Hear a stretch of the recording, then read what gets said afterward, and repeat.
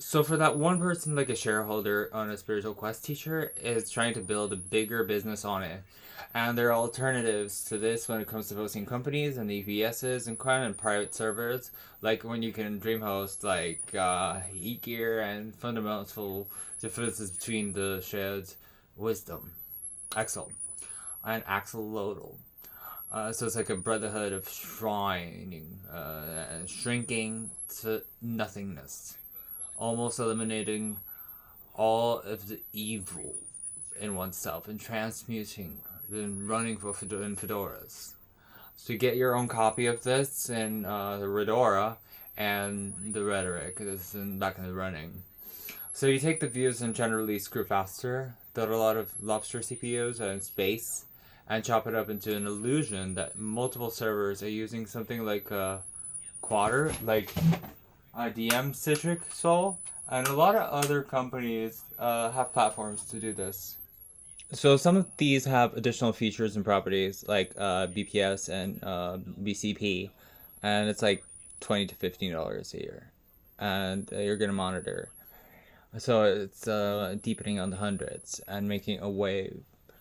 And it's resourceful. And towards the end of the day, we're talking about one of the particulars as a vendor of the BSs, namely on Amazon and the web services, Institutes of Elastic Blue Clouds.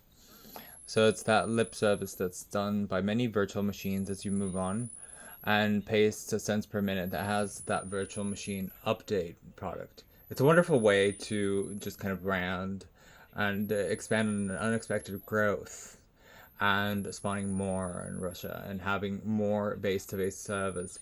Popular reading overnight because there's a slash I. Reddit and like, and there's other machines that power off when they're interested in your product on site and they're starting to subside. And how am I supposed to know all of this? So the was super popular and my like content like Web3 dynamic content, HP code, and selling product again and again. And it's Paradise Valley and MySQL and Hennigan and Hoisinda and like that. So that sort of vertical scale and gals and gowns and lower bands, and you're kind of exhausting your available CPU cycles and running low on physical space.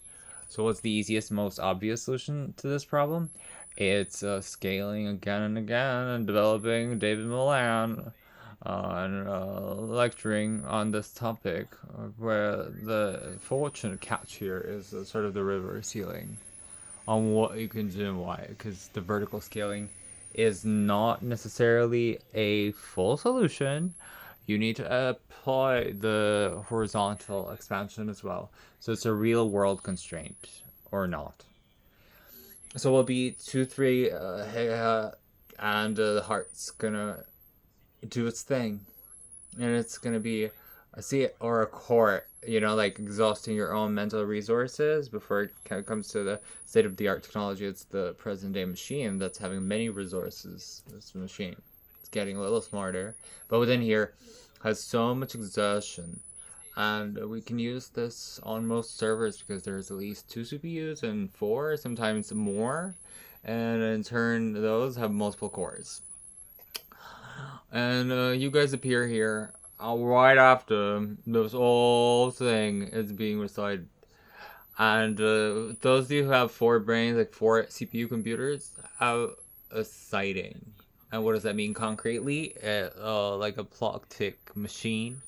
And the computer literally sing again and again in a lullaby fashion, man.